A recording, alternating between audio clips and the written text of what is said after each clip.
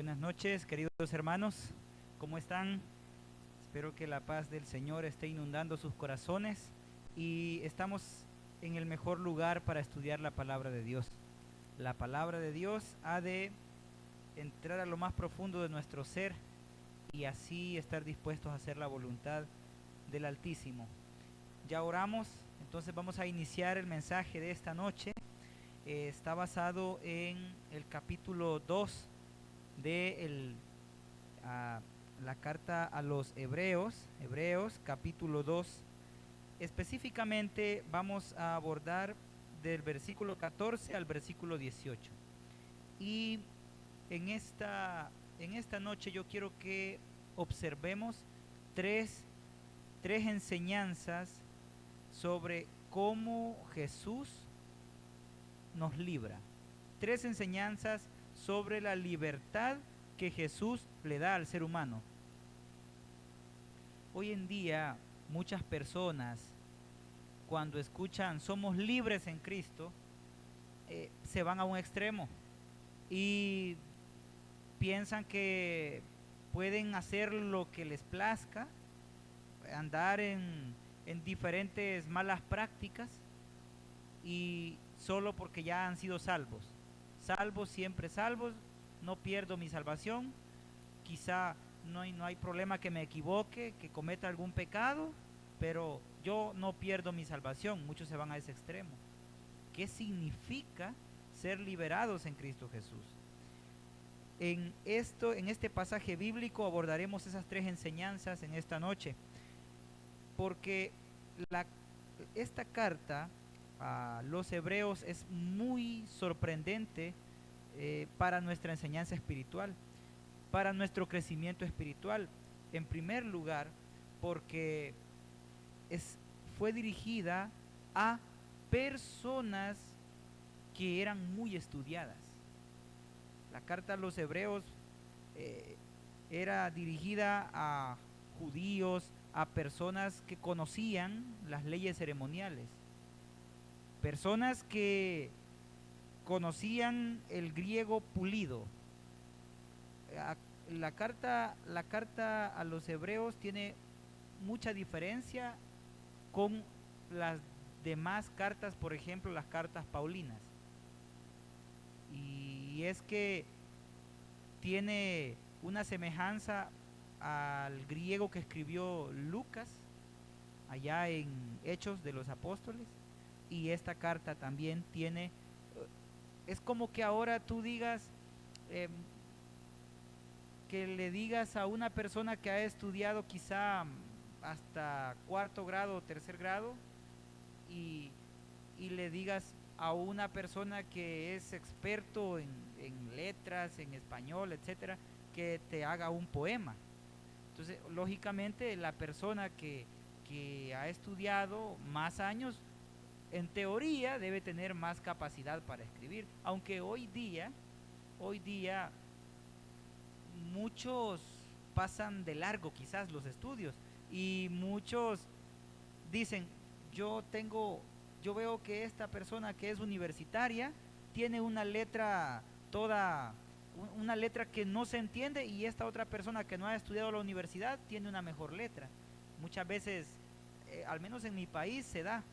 Y mi papá, siempre recuerdo las historias de mi papá.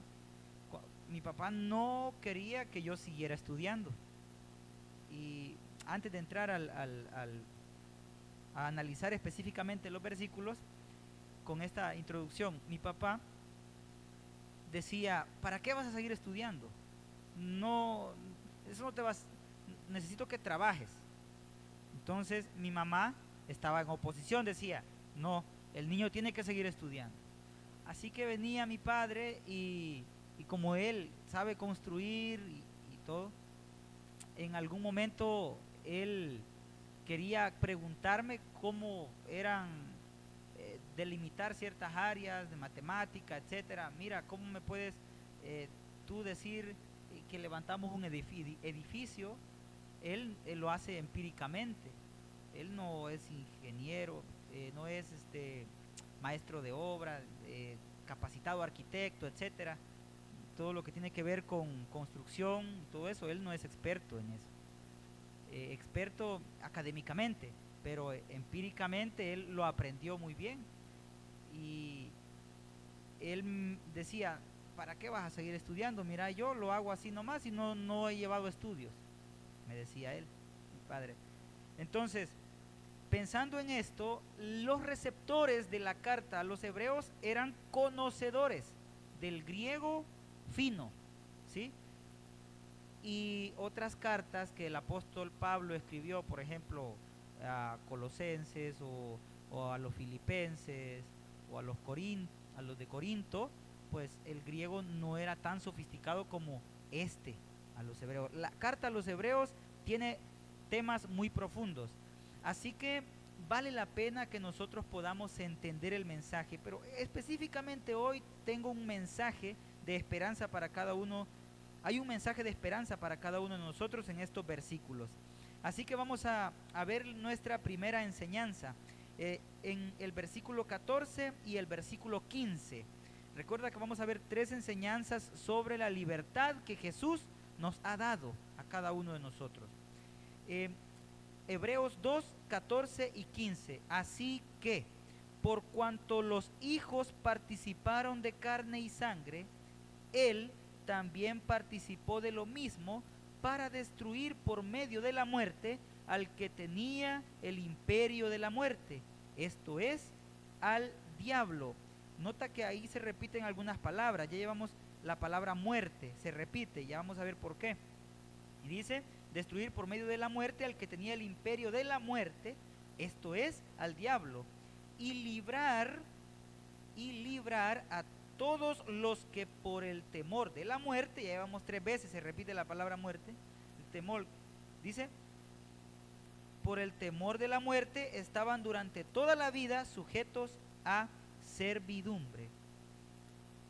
Nota que el escritor aquí repite la palabra muerte. La muerte es un intruso. Nadie quiere morir en este mundo. Y en el tiempo antiguo, en los primeros siglos, había diferentes creencias sobre la muerte. Yo les mencioné la última vez que aquella persona que no le daban un funeral digno o un funeral pomposo en la época del apóstol Pablo, pues se consideraba que las personas que morían iban a andar deambulando por ahí sus almas y que era imperativo que se les diera un acto fúnebre muy especial en aquel entonces. Y la gente hoy día le tiene miedo a la muerte. Aún aquella persona que se quiere quitar la vida, al fin y al cabo se arrepiente cuando ya está agonizando. Cierta vez mi mamá nos dijo la siguiente historia y ella, yo tenía un tío, eso fue real, que él se acercó y me dijo, dame un vaso con agua y me pasas esas pastillas que tengo allá. Le pasó, mi madre estaba pequeña, ella nos decía, ella siempre nos aconsejaba para darnos una lección, y le dio el vaso y el tío colocó las pastillas. A los minutos el tío que se tomó eso estaba agonizando, echando espuma. Y mi mamá pequeña, ella nos dice, ella nunca se le olvidó, eso la marcó. Y me decía, no sabía qué hacer porque yo pensaba que le estaba ayudando, quizás él estaba enfermo y yo le di esas pastillas, era veneno. Pero a la hora que él estaba agonizando, no quería morir. Él había andado en la guerra y pues tenía muchos traumas de la guerra allá en El Salvador, y a tal punto que quiso quitarse la vida y mi madre quedó marcada, tanto que nos lo pasó a nosotros y nos decía, hijos, cuídense, y ella nos daba muchos consejos. Ahora, la muerte es un intruso porque nosotros no fuimos creados para morir. fuimos creados para vivir eternamente. Nunca ha sido el plan de Dios que el ser humano muera. Nunca. Por eso Jesús dice, yo soy vida y te ofrezco vida en abundancia. Ahora, el texto entonces dice que los hijos participaron de carne y sangre. Se está refiriendo a nuestra naturaleza. Nuestra naturaleza no es la misma naturaleza que Dios. Juan 4:24 dice, Dios, ¿cómo dice? Lo complementamos, Dios es espíritu. Y los que le adoran deben adorarle en espíritu y en verdad. Dios es espíritu, el eterno. Dios es omnipotente, omnisapiente, omnipresente, todo lo ve, todo lo siente, todo lo puede. Dios el eterno. Pero nosotros, nuestra naturaleza es cuando Dios nos creó, dice que nos creó a imagen y semejanza de Él. No dice que nos creó idénticos, igualitos al eterno, a Dios. No, nos fuimos creados a imagen y semejanza. El ser humano no tenía pecado. Adán y Eva no tenían pecado cuando fueron creados. Qué maravilloso sería vivir. Qué maravilloso hubiese sido vivir eternamente comiendo del árbol de la vida, del árbol pues que nos iba a dar vida eterna, ser semejantes a Dios, completos sin pecado. Pero ahora el pecado, tú y yo sabemos que causó una separación. Y como dice Romanos 6:23, la paga del pecado es la muerte. Pero el don de Dios es vida eterna. ¿En quién? Vida eterna en Cristo Jesús. Así que, en primer lugar, el autor dice, aquí podemos nosotros ver una comparación en que primero nosotros, el ser humano, partícipe de sangre y carne, pero luego dice, él también, hace una comparación, él también participó de lo mismo. ¿De quién está hablando? De Cristo. Él también participó de lo mismo para destruir por medio de la muerte al imperio de la muerte. ¿Cómo es que Él, Cristo Jesús, se hace partícipe de carne y sangre? Aunque en el idioma, aunque en el griego está al revés. En el griego aparece sangre y carne. Aquí hay un principio muy interesante. Cuando Cristo decide hacerse semejante a nosotros, sangre y carne, tuvo sangre y carne, eso nos convierte a cada uno de nosotros en sus hermanos, ¿sí?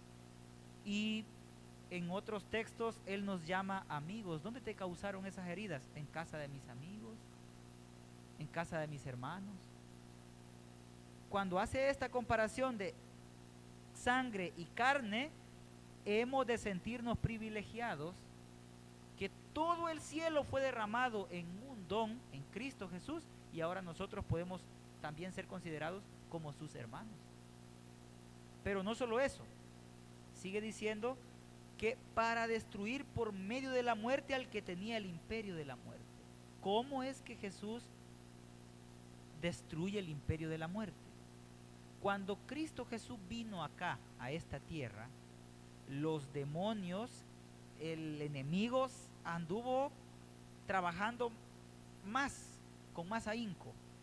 No estoy diciendo que actualmente no lo está haciendo, pero cuando Cristo Jesús anduvo, el enemigo tenía una misión. La misión del enemigo era que Cristo Jesús pecara, que Cristo Jesús desistiera. Eso era, que Cristo Jesús desistiera del plan de salvación para nosotros. Por eso es que tú encuentras en Mateo capítulo 4 y al leer los evangelios sinópticos las tentaciones, las 3 tentaciones que Jesús recibe. El apetito, hacerle creer que si era el Hijo de Dios, tírate, que van a llegar los ángeles. Si me adoras, te daré todos los reinos de este mundo. Si Jesús cedía a esa tentación, todo el ser humano hubiese estado perdido. Y entonces el enemigo hubiese tenido la razón. Pero no sucedió así. Jesús fue tentado, dice Hebreos 4:15, en todo. No tenemos un sumo sacerdote que no pueda compadecerse de cada uno de nosotros, sino uno que fue tentado en todo, según nuestra semejanza, pero sin pecado. Así dice Hebreos 4:15. Así que la primera enseñanza que encontramos aquí es que Jesús nos libra de la muerte. Muerte espiritual e incluso muerte física. Eso quiere decir que ahorita si yo no voy a morir. No quiere decir eso. En primer lugar, muerte espiritual es que ahorita nosotros estamos desfigurados por el pecado, pero si nos aferramos a Cristo Jesús, a sus enseñanzas, y obedecemos sus enseñanzas y aceptamos su salvación por fe, entonces nosotros estamos vivos espiritualmente en Cristo Jesús. Nuestra vida espiritual no está menguando y nos estamos preparando para recibir la vida eterna. Y la muerte física, sí, Pablo dijo, el morir es ganancia en Cristo Jesús. Para mí el vivir es Cristo y el morir es Cristo. Crucificado estoy con Él. Y ya no vivo yo, sino que Cristo vive en mí. Qué hermosas palabras que decía Pablo. Así que Jesús nos puede librar de la muerte, del imperio de la muerte. Cierta vez le dijo a Lázaro, Lázaro, sal fuera. Dicen unos comentaristas que si Jesús no hubiese mencionado el nombre Lázaro, muchos de los que estaban en otras tumbas hubiesen salido. Muchos de los que estaban alrededor, que habían muerto, hubiesen resucitado. Porque el poder de Jesús sobrepasa todo el universo, todo entendimiento, porque sin Él nada de lo que existe fue hecho. Porque Jesús es Dios. Pero a esto se le llama el misterio de la piedad. El misterio de la piedad es cómo es posible que un ser Dios, que es Dios, decida encarnarse, decida tomar sangre y carne. Cuando digo tomar me refiero a hacerse semejante a nosotros y recibir todas las tentaciones que nosotros recibimos. Y por eso es que en los textos inspirados del Espíritu de Profecía nosotros podemos ver que este tema de la redención será lo que estaremos estudiando durante toda la eternidad allá en el reino de los cielos. Hay muchas preguntas. Hoy en día la gente dice, ¿y Jesús qué naturaleza tomó? Jesús, ¿será que tomó una naturaleza como Adán o una naturaleza ya cuando Adán había pecado? ¿Qué naturaleza tomó Jesús? Y la gente empieza a hacer diferentes teorías, empieza a confundirse. Y es que el ser humano muchas veces quiere indagar más y más y más, pero lo hace sin humildad, lo hace sin deseo de crecer espiritualmente, para quizás refutarle a otros, para decir, no, yo estudio más y yo sé más que los demás. Pero la Biblia no se estudia así. La Biblia se estudia para nuestro crecimiento espiritual, para prepararnos para el reino de los cielos. Si tú le tienes miedo a la muerte, déjame decirle que no deberíamos tenerle miedo a la muerte, porque Cristo Jesús ya venció la muerte. No debemos temerle a la muerte. Vamos a la siguiente enseñanza. Y el texto en 16 dice, ciertamente no socorrió a los ángeles, sino que socorrió a la descendencia de Abraham. Quedémonos ahí. ¿Qué significa que él no socorrió a los ángeles. ¿Qué son los ángeles? A menudo el ser humano piensa que es el único ser inteligente en este planeta, pero en realidad no es así. En primer lugar, en este planeta nuestra lucha no es contra sangre ni carne, es contra principados, potestades y espíritus espíritus de demonios. En este mundo, Satanás y sus ángeles se encuentran trabajando arduamente, actualmente, para que el ser humano viva confundido, para que el ser humano no conozca la palabra de Dios. ¿Sabes que cuando Cristo Jesús vino, eso fue un estrago fatal para el diablo? Cuando Jesús murió, eso fue un golpe mortal para el diablo, porque este planeta se convirtió en un planeta prisión para el diablo. ¿Qué significa eso? Bueno, si tú vas y estudias el libro de Job, te vas a dar cuenta que allí dice que llegaron a reunirse los hijos de Dios y con ellos venía Satanás. Si tú lees Job 1 y 2, y se presenta ante Dios. Y Dios le pregunta, ¿de dónde vienes? De rodear la tierra y andar por ella. Y le dice, ¿has visto a mi siervo Job? ¿Has visto a mi siervo intachable, recto? Ese está así porque tú lo tienes cercado de bendición. Quítale la bendición, ya verás, si no te blasfema.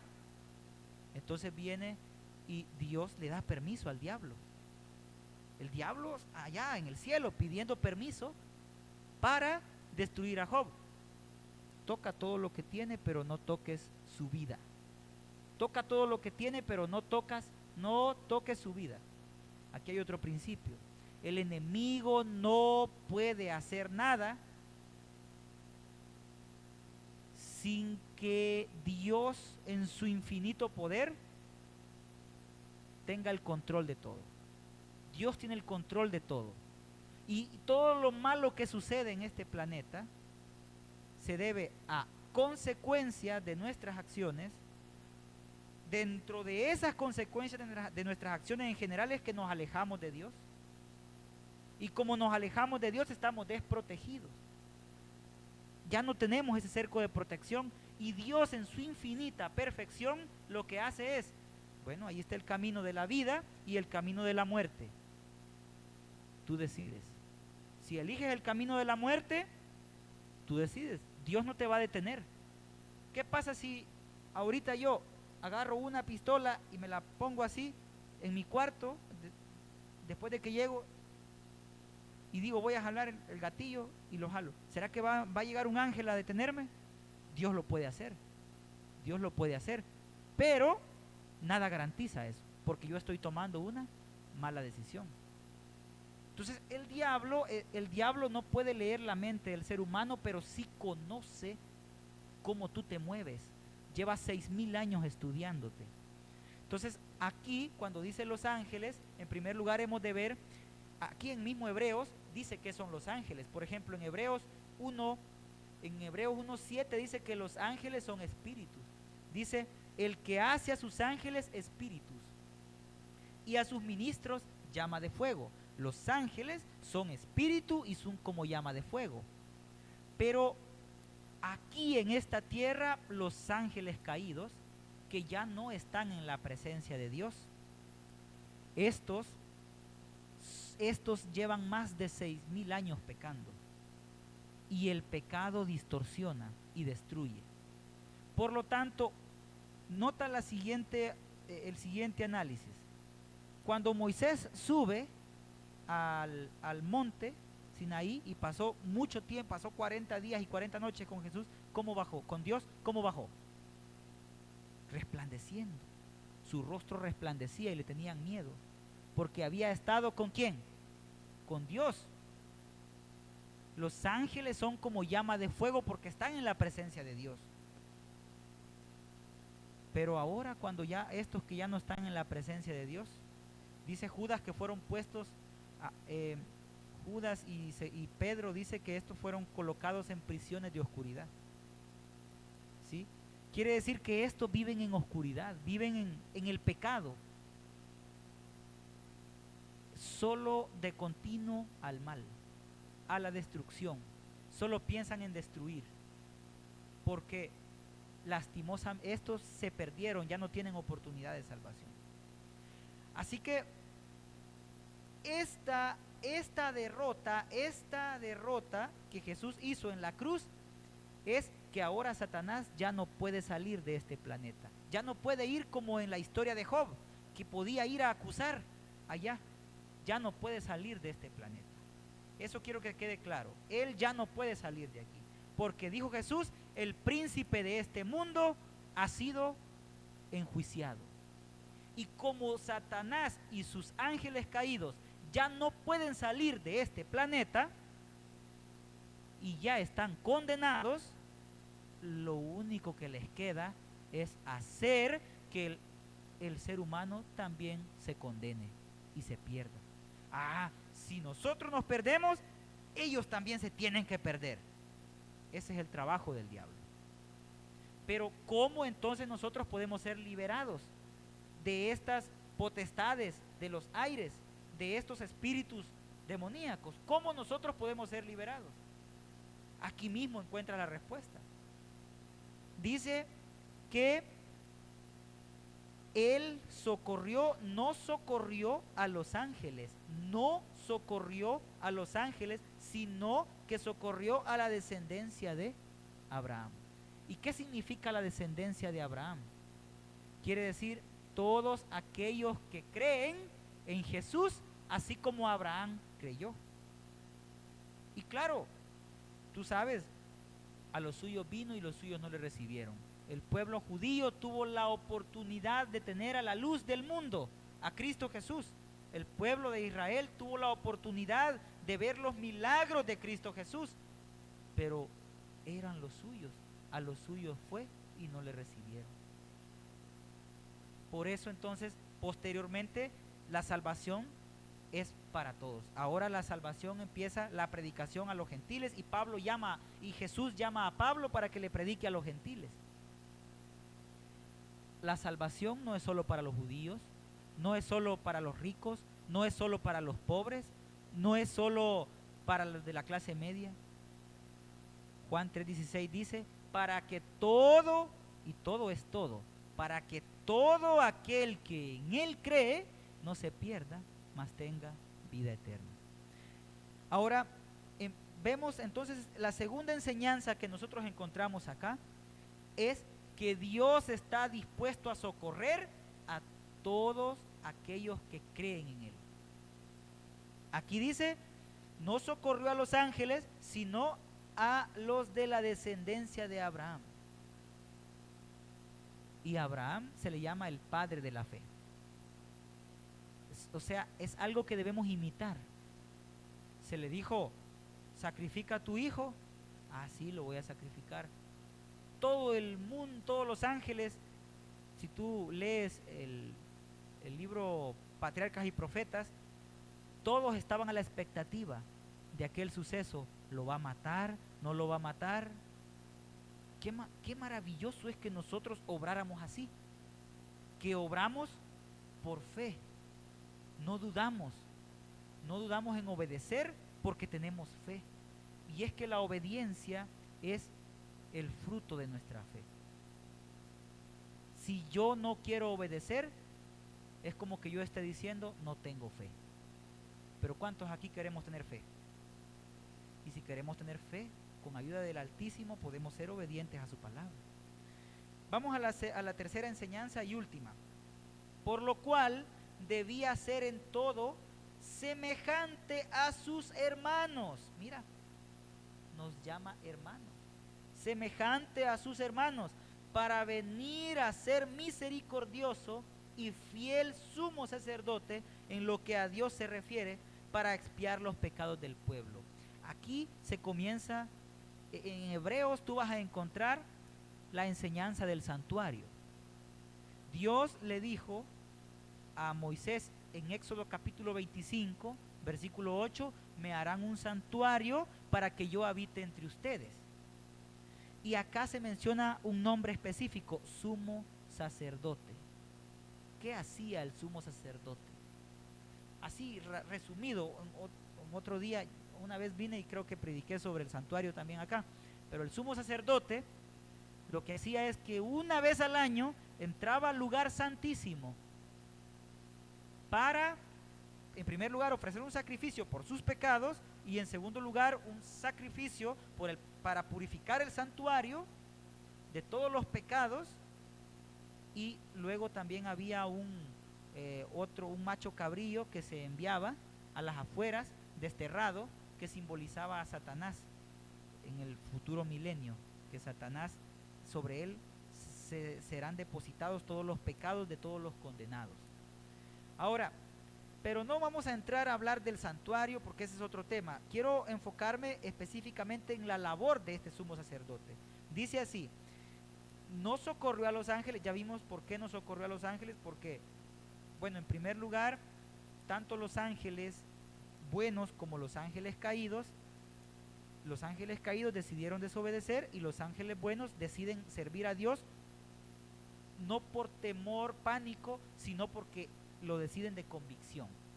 Y ellos son únicos, es decir, esos seres celestiales fueron creados por Dios para servir a los que serán herederos de la salvación, dice Hebreos 1:14, y los caídos decidieron su libertad, la usaron mal. Nadie es autómata, los ángeles ni nosotros. Dios no nos ha hecho para que, como un robot, botón, para que me obedezca y ya va a obedecer. No, Dios no funciona así. Entonces, el hecho de que Dios envía a su Hijo es para socorrer al humano pecador, no a los ángeles, sino al humano pecador, a nosotros, porque Dios detesta el pecado, pero ama al pecador. Con lazos de amor te he atraído. Clama a mí y yo te responderé y te enseñaré cosas que tú no conoces. Si tú ves en los textos de la Biblia, vas a encontrar esperanza y amor por parte del Altísimo.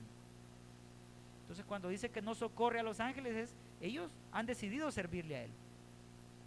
Y los que se perdieron están perdidos. Ellos ya no tienen oportunidad de salvación. Satanás y sus ángeles, vuelvo y repito, no tienen oportunidad de salvación. ¿Quiénes sí? Mira la misericordia de Dios. ¿Quiénes sí tienen oportunidad de salvación? Nosotros. Imagínate qué tan grande es la misericordia de Dios, que aquellos ángeles, claro que si lees otros textos del espíritu de profecía, te vas a dar cuenta, por ejemplo en la historia de la redención, te vas a dar cuenta que hubo un tiempo de gracia para que Satanás y sus ángeles se arrepintieran en el cielo. Hubo un tiempo de gracia para ellos, pero no lo aceptaron. Así que actualmente, vuelvo y repito, la misericordia de Dios es tan grande que no es para socorrer a estos ángeles ni a los buenos ya están sirviéndole a Dios, ni a estos que están caídos, es para socorrerte a ti y socorrerme a mí. Qué maravillosa misericordia de Dios. Ahora, la última enseñanza en el versículo 17 y 18, por lo cual debía ser en todo semejante a sus hermanos, para venir a ser misericordioso y fiel sumo sacerdote en lo que a Dios se refiere, para expiar los pecados. Expiar significa cubrir. Eso significa expiar, cubrir. ¿Y qué está haciendo el sumo sacerdote actualmente? El sumo sacerdote es Cristo Jesús. Cristo Jesús ahora actualmente está en el lugar santísimo, en el santuario celestial. Tú puedes leer Hebreos 8 y Hebreos 9, por el tiempo tal vez no lo leemos, pero te leo rápidamente Hebreos 8. Ahora bien, el punto principal de lo que venimos diciendo es que tenemos tal sumo sacerdote, el cual se sentó a la diestra del trono de la majestad, Hebreos 8:1, allá en los cielos. Él es ministro del santuario y de aquel verdadero tabernáculo que levantó el Señor y no el hombre. ¿Qué significa que Jesús, porque está hablando de Jesús, es el sumo sacerdote allá en el santuario? Quiere decir que Él, como representante de la humanidad, ofrece su obediencia perfecta en lugar de nuestra obediencia imperfecta. para que el Padre ofrezca misericordia perfecta a nosotros, seres imperfectos. O sea, qué maravilloso. Hay un dato interesante. Aquí dice la palabra semejante. Si tú ves ahí, dice en el versículo 17, en todo el cual debía ser en todo semejante a sus hermanos. Semejante a sus hermanos. Cuando Jesús decide, y lo hace por amor, tomar sangre y carne, es decir, encarnarse, Él renuncia, escucha bien a lo que renuncia a su omnipresencia, renuncia a lo que dice que es Dios. Dios es espíritu. Él, como Jesús, renuncia a ese poder por amor a nosotros. Ahora Cristo, cuando Él resucita, si tú lees Hechos, cuando Él resucita, le llegan y le tocan las heridas. Él resucitó como un cuerpo glorificado, ¿sí? Y ese es un ejemplo de cómo nosotros vamos a resucitar cuando Cristo venga por segunda vez. Resucita con un cuerpo glorificado y fue elevado. En Hechos 1, Él fue elevado. Y así, con ese cuerpo, Él entró al lugar santo y posteriormente al lugar santísimo. Y con ese cuerpo glorificado, Él está allá en el cielo, como representante de nosotros, los pecadores. Cuando Cristo venga, dice allá que lo veremos como Él es. Tú lees 1 de Juan 3, y aún no se ha manifestado lo que hemos de ser, pero cuando Él venga, lo veremos tal y como Él es, y seremos semejantes a Él. Cristo viene con poder y gran gloria, pero nota que Él tuvo que renunciar a su omnipresencia. ¿Cómo es que Él es omnipresente? ¿Cómo es que podemos nosotros contar con aquella promesa que dice: y estaré con vosotros todos los días hasta el fin del mundo? ¿Y cómo es que Cristo puede estar con el ser humano todos los días hasta el fin del mundo? Mediante el Espíritu Santo. El Espíritu Santo es el representante de Cristo aquí en la tierra. Si quieres ahondar más, déjame decirte que los caminos de Dios son insondables. Tú no puedes pensar lo que Dios piensa. Yo solo te estoy diciendo lo que podemos encontrar revelado en la Biblia. Pero si tú quieres decir: pero es que yo quiero saber qué es lo que Dios piensa ahorita, no puedes. No puedes. Solo puedes saber lo que está revelado. Porque lo que Dios piensa, o sea, Dios es infinito. Tú y yo no nos podemos igualar a la mente de Dios, jamás. Por eso dice la palabra semejante. Entonces, a través de su representante, que es el Consolador, el Espíritu Santo, que es Dios. El Espíritu Santo no es un poder. El Espíritu Santo no es una fuerza que te hace levantar de este tamaño, que te hace saltar, que te hace tirar y echar espuma. Esa no es la obra del Espíritu Santo, que ese sería otro tema que podemos tratar. El Espíritu Santo te convence de pecado, de justicia y de juicio. El Espíritu Santo es Dios, pues no le has mentido a los hombres, sino que le mentiste a Dios cuando Ananías y Zafira se robaron aquel dinero, ¿te acuerdas? Le has mentido, no le has mentido a los hombres, le has mentido a Dios. Pero al principio dice que obraron mal con el Espíritu Santo, con el Espíritu. Entonces, el Espíritu es Dios. Hermanos, 3 enseñanzas hemos visto en esta noche sobre Hebreos, y Hebreos es muy profundo, porque tratar el tema de que Jesucristo se hizo hombre, eso es muy profundo. Pero termino y concluyo con lo siguiente: pues en cuanto Él mismo padeció siendo tentado, es poderoso para socorrer. Nota que la palabra muerte y la palabra socorrer se repiten. Para socorrer a los que son tentados. Por un lado, el ser humano se encuentra desesperanzado, atribulado, acongojado por el miedo a la muerte.